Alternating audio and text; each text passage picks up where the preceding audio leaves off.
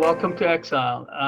As you recall, last episode we talked about and examined how Singapore managed to bring small island city that was essentially uh, uh, in the developed nation status, more or less a fishing village, a bit of a harbor, uh, and full of crimes and gangs.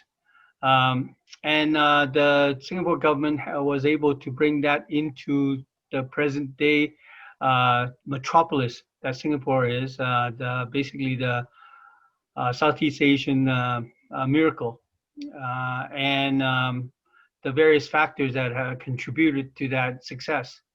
Now, this episode, we will look at Jamaica and see how perhaps the similar thread or similar uh, similar methods may or may not apply, but may apply. We'll see. But before we go into that, I think my partner and co-host Raymond Grant has an update on the COVID-19 situation in Jamaica, I believe. Yes, it continues to give Jamaica some difficulty. There have been several more deaths, three, according to in the last 24 hours, three more deaths, 140 new cases. So it's not good. Um, Several patients are critical. I think there is a feeling in Jamaica that, if you're in your 30 somethings, 20 somethings, you're as safe as seniors. You're safe, and seniors are the ones at risk. Derek, That was, yeah. yeah, Derek Thompson writes, but if a man in his 30s and 60s both contract COVID-19, it is more likely that a 30-something person will develop a months-long illness or even a permanent uh, condition than it is for the 60-something-year-old to die. This is coming from the president. He's the president of the Atlantic publication. And Dr. James Hamblin, medical doctor, MD, who is also staff writer at the Atlantic and a lecturer at the Yale School of Public Health, says that, and I quote, "We have no idea whether having had this infection means that 10 years from now you have an elevated risk of lymphoma because it seems to affect the immune system." Right. And he goes on to suggest that this is what countries need to do to control the epidemic at this time, or the pandemic. They need a complete ban on the visiting of retirement and seniors' homes and residence and facilities. In Jamaica, they now have reduced the ban on public gatherings to 15 people. According to Dr. Hamblin, there should be no public gatherings, period. Um, Gatherings for religious practice are still being allowed in Jamaica within the, with social distancing. Those should all be banned. Theatrical and cinema performances are still being allowed in Jamaica with social distancing. Those should all be banned. Any concert, any public event with any social distancing should be banned. That is how we need to, if we intend to take this pandemic seriously and not go the tragic and catastrophic herd immunity. I, I mean, there's no half measures, right? I mean, you either take on the best practice, or you're allowing the virus to run amok and just taking your chances, and that's just not good enough, I don't think. Yeah. As U.S. have found, I mean, they have approached this virus in 10 different ways from Sunday, and they have disastrous consequences. Look at their numbers, right? Mhm, mhm. Okay, so that's what we're going to say about COVID-19 in Jamaica today. Um, Before we go on to the issue of the Jamaica's politics, its economics, and the Singapore example, um, I wanted to just mention that I've been getting quite a bit of feedback from our previous episodes, and I would like to thank people for most of the feedback has been very positive. Some has been negative. That's fine. We don't expect everybody to agree with us, but the vast majority of people are positive that who have given me feedback. Most people who have watched the channel have not given any feedback. So I encourage people to click the like or unlike button, whichever you like. And of course, if you'd like to learn more or see more of us and keep up to date with what we're doing and saying on the channel, just click the subscribe button.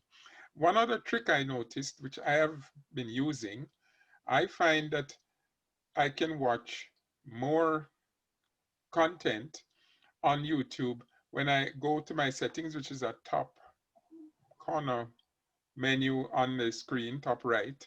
There's some little buttons. You press that, and your playback speed will come up. And I find if I advance this, you can choose which one you're comfortable with. And if you advance it to double, which is the maximum, you can watch twice as many YouTube videos if you have the cognitive ability to keep up with that.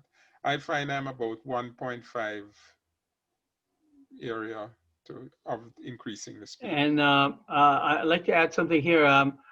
We're a new channel. As you notice, our setup and our delivery has changed, and and that partly has to do with various our own self discovery as well as other suggestions by other people who have watched us, and we have found that this current format maybe is the most stable and a lot more easy to watch. We understand that the previous episodes had various technical issues, and we're moving to try to eliminate them, and we're trying to improve as well as with the content. Uh, that's the housekeeping out of the way. Let's get down to the issue at hand for this episode. Right. Um, okay. Raymond, this Jamaica is your dish. This is your area.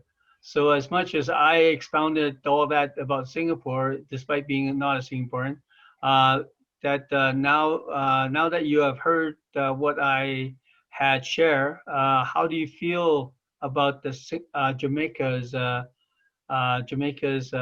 possibilities going forward?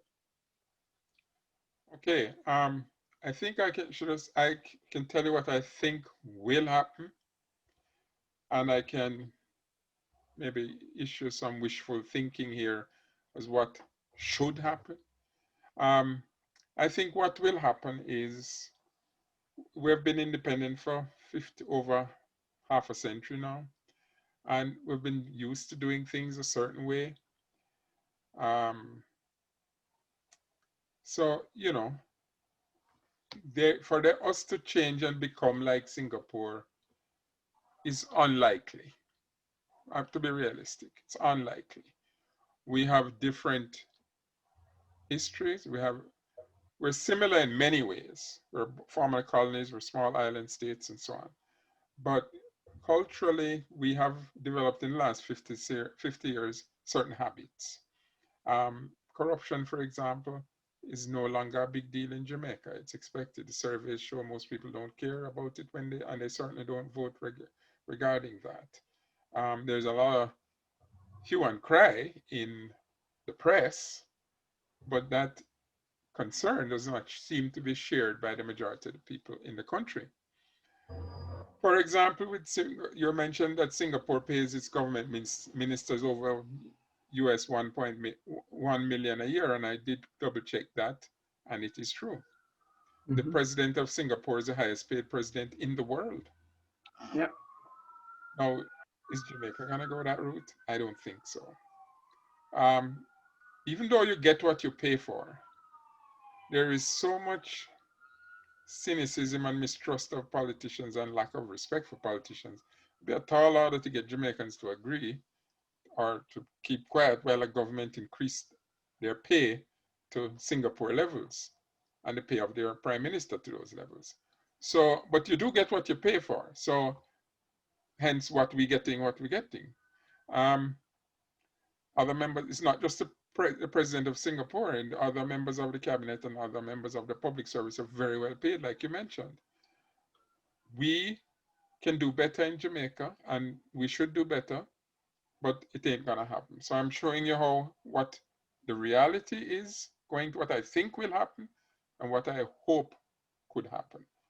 Well, my heart kind of aches for Jamaicans in the diaspora because I could feel that you're all looking back towards Jamaica. Mm-hmm, You could see that there is so much potential there. mm-hmm, However, due to sort of like a apathetic inertia, that there is no political will to overcome the sins of the past. mm-hmm, But however, what I was looking at was this pandemic is historic, and it's going to be life changing for almost every person, every nation on earth, mm-hmm, right? Because its fallout hasn't even begun, and there's already a lot of hardship that's being felt, mm-hmm, along with deaths and chronic illness that's going to crop up on those who are infected but did not they managed to save their lives, right? mm-hmm, So that together with the dissatisfaction, I'm sure Jamaican youth growing up in the past decades, mm-hmm, in the recent decades, the millennials, right? mm-hmm, They grew up looking at looking at the government basically working for the wealthy and ignoring the generation to come. And majority of the youth, as I in a separate conversation you had mentioned, feel disenfranchised and totally ignored by the government, the powers that be, and they are left with unemployment or join a gang. You know, that is not a life you want to pass on to the next generation. And if the next generation is faced with that kind of, those are alternatives. I hope that there is enough rage there and indignation for this injustice to take this opportunity, like you say, this crisis, don't waste it, right?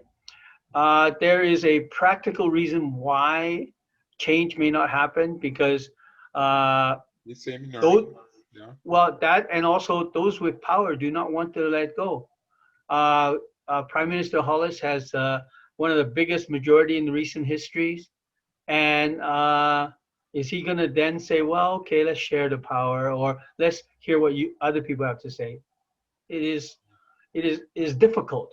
Yeah. It's not Yeah. not possible, but it's difficult because just like Prime Minister Hollis, Lee Kuan Yew also had a vast majority in government right from the get go. Mm-hmm, All the other party was just managed to snatch off a few seats, maybe a handful, a half a dozen or so seats.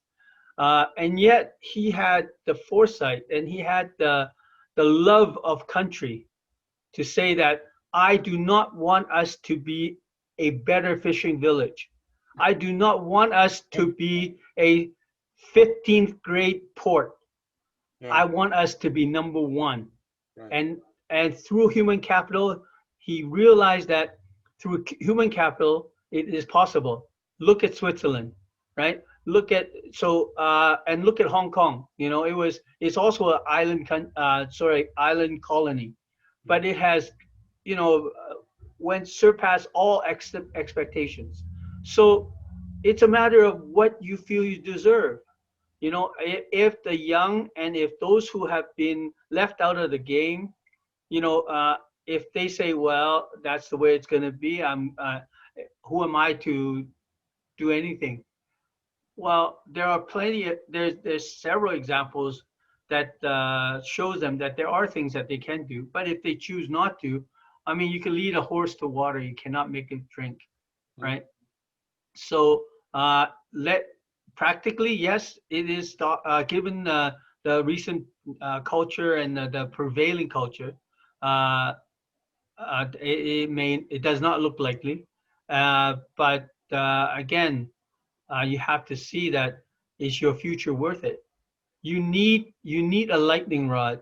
You need someone to to really ram this message home. You can do better. It's just like the battered wife in this dysfunctional family. You Mhm. know, they have to stand up and say, I don't want to be abused anymore. So that the Jamaican public will have to say, I do not want, stand up and say, I do not want to be abused anymore. I don't want to be sidelined while these fat cats fill their pockets. And then we are left with crumbs on the streets. And we are left with this alternative of either joining the gang, do all this illegal stuff, and put my life at risk on a daily basis in order to survive. When Prime Minister Holness in the previous election promised that you could sleep with your doors open, now is his chance. Now is his chance. He's got all this majority. Yes, make the policies, make the laws to allow that to happen. Empower the people that needs to be empowered, institutions, revamp them, and make it happen. I mean, does I hope if my message gets to somehow Prime Minister Holness, does he want people to say, "Oh well, he's just another politician"? Do you want to be another politician? And then people could excuse you for lying again to your people, and basically taking the easy way out and go lunching with the fat cats, and then share your government contract with the fat cats, and then leaving the vast amount of your population, your citizens, destitute, scrounging for, killing each other just so they could get by, amongst gangs. I think that is something that I hope Prime Minister Holness and his cabinet, have a good spend some good time thinking about. Mhm. Yeah, I now live in Canada, obviously, and I've learned a few things that don't happen in Jamaica and other countries. Jamaica is noted in the Guinness Book of Records for being the country with the most churches per square mile. Jamaica is a Oh, very religious country, but none of the countries that work, quote unquote work, do so because of religion. Countries that work do so because their criminal justice systems serve the poor the same way they serve the rich. In Jamaica, it's not so. If you're a poor person, you're at the bitter end of the stick. Um, Countries at work have centrist governments that are committed to upholding systems that serve the people. Healthcare, like here, is considered a right for all. Countries at work are invested, heavily invested in education, and you mentioned how Singapore did that. Um, yeah, Countries at work, they give the kind of education that the children of poor people has much a shot at social mobility as children of the rich. right. You have various mechanisms in place so that there is this equality of education available to all. Countries at work take care of their elderly. They accommodate and protect the disabled, and the corrupt are called to account most of the time, and they face legal and career and political consequences. So, but you see, Asa, and it shows that when Jamaicans emigrate, they do, for the most part, they do very well. These are the same people in Jamaica. You put them in a different environment, and for the most part, they're very successful. Hmm. Their children become very successful. Kamala Harris is a daughter of a Jamaican parent. Colin Powell, again, Jamaican parents. A lot of number of other people are born. So it seems like there's something wrong in Jamaica. And um, what I think is, you see, the problem is we have a political establishment. I like to use the fox and the hen house, or what we call chicken coop in Jamaica, Hmm. analogy. Let's say you have a hen house, Yeah. and every night you lock up your hen house, because there are Hmm. foxes around that will attack your chickens and steal eggs and stuff like that. So you lock up your hen house every night. But in Jamaica, what has happened is, instead of there being this kind of oversight where we lock up the hen house every night, the keys for the hen house have been given to the foxes.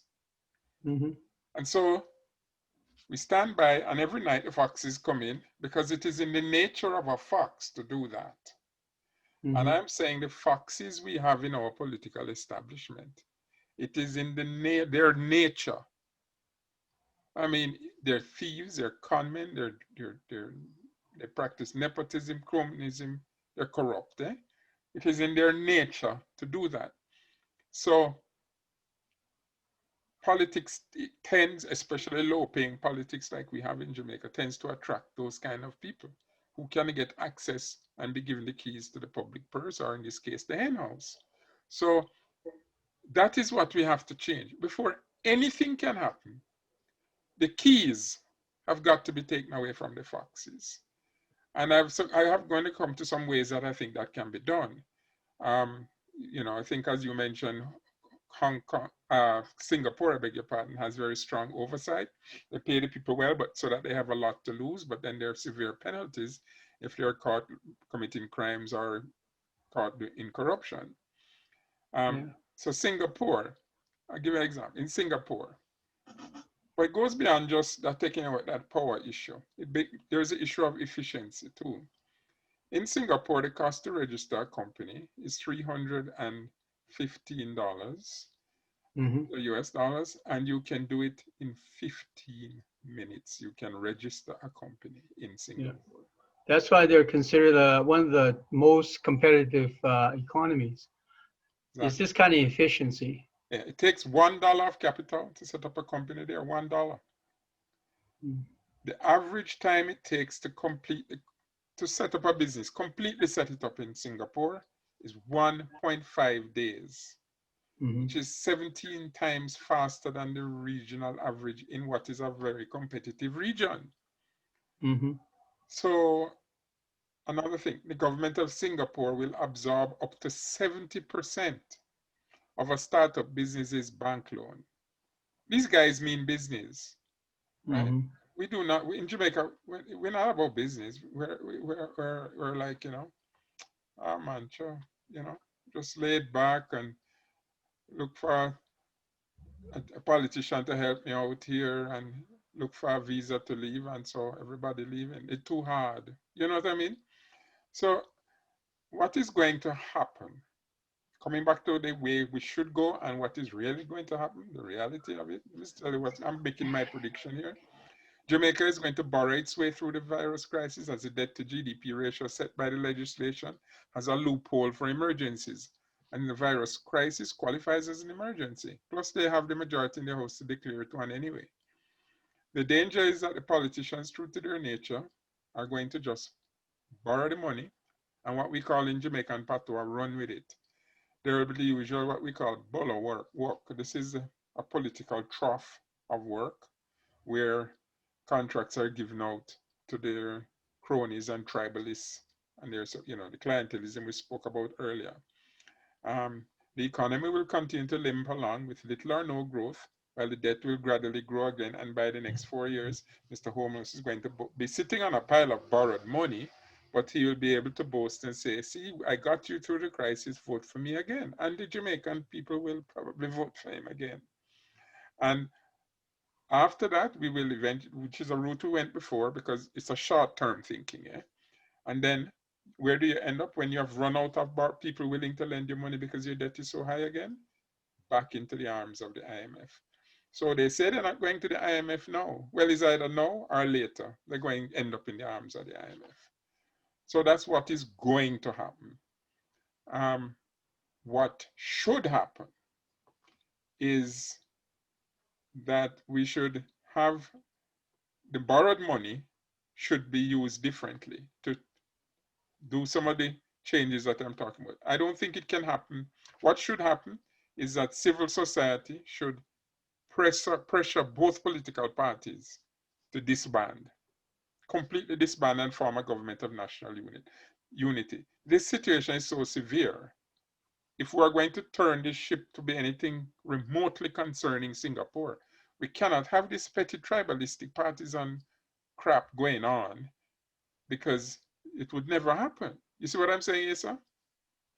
Well, the reason I've been trying to speak directly to my comments directly to Prime Minister Holness is because in a parliamentary system, when you have more than 2/3 majority like he has, Mm-hmm. he could he basically can put through any policy he wants, any law he wants. Isn't that so? Mostly, there are a few things that require referendum. More than 60%? Yeah, even when you have the majority, there's like certain things you have to have one. They've so structured it as a check and balance. You have to have at least one opposition senator in the Senate support it. Um, there's a few things like that. I don't think it's useful for us to go into them here, because Yeah, but I what I'm saying think is one, what he can do. the What he can quickest do is to change the constitution. exactly. You're going to I have to mean, disband those political parties, because they keep this playing this football with it, this one-upmanship on it, right? Um, it started with independence. Jamaica wanted and to become, well, I shouldn't say Jamaica wanted. The leadership at the time wanted okay. Jamaica to become a federation. The Jamaicans didn't even know what they wanted. We're talking, Can they repatriate the constitution based on the majority? when you say repatriate, what do you mean? In other words, in other words, take the constitution out of the hands of the Brits and bring it back to Jamaica. It That's is, what Canada did. well, it is out of the hands of the Brit. We have a constitution, a Jamaican constitution, eh? No, but when It you has an when you inbuilt clause, certainly entrenched clauses, which entrench the Queen as head of state. you had mentioned that certain disputes, certain And legally, uh, yeah, the Privy has to Council, go to the Privy yeah, Council, right? yes. In Britain, we don't have our own Yeah, parliament. Yeah. exactly. So that's what I mean. You change the and when you change the constitution, does it have to be finally stamped by the Privy Council? No, In, no, the Privy Council is just the final court of appeal in. okay, so if they want to change the constitution, can they do it in Jamaica? They can do it in Jamaica if they have at least one opposition member supporting it in the Senate. Okay, And that is where the bug lies. That's why I'm saying the minute the JLP would try and do that, the PNP would oppose, because we have this tribal war continuing and going on. They're going to find a reason to oppose it. They'll manufacture one if necessary. We can't get, okay. it is not in their So nature. they can't change the constitution unless they get some support from the opposition. Right, and that is not going to be forthcoming. Or we've never had our opposition parties, our political parties voluntarily cooperate on any program ever in Jamaica. The only time they've had this cooperation was when the IMF, at the point of the IMF gun, said you have to put your fiscal house in order or we're not giving you the money, and the alternative would have been the whole country would have blown up. So the political parties both came together and agreed with the IMF on this way forward. So that was the only way. If it were not for the IMF, they would have continued to live on the country credit card and blown it and just built up debt to impossible levels. If they could, they couldn't, because the lenders stopped lending, right? So you end up in the IMF as last resort, but as a lender of last resort. So the there's never been a history or a tradition of these opposition parties cooperating on anything, except in a case like that. Or recently, there has been some moves with civil society pressuring them now to come together, to come and deal with corruption and crime. So I think first and fourmost, those people. Just to finish with the point I'm trying to make, so they Okay. don't do anything in the interest of the country in terms of a national unity unless they're forced to by Okay. somebody or some organization. First and foremost, the if the government have any inkling or any interest in a long-term solution to Jamaica's problem, to raising Jamaica above where they were and be a real player or even to be to participate in artificial intelligence, as Prime Minister Holness had mentioned, they will have to recognize the devastation that's is coming, and basically label the pandemic's fallout like a war, Mm, like a foreign invading enemy, mhm, thereby putting the fear of the future into the population and into the opposition party, mm, to allow for one or two descending member in order for them to at least go forward with it. But again, the somebody has to have some idea of where they're going. Now, if they were to, as you have suggested, disband the parties, that's even less likely because oh, I'm not, because the JLP's got power and support from the population, the electorate. I aha. mean, why would they suddenly say, well, let's disband let's give up our power and I just disband? said that they will not do anything voluntarily. Didn't I just say that? Oh I yeah, I yeah. am I am suggesting that they be forced to. No, I'm not talking about armed But rebellion.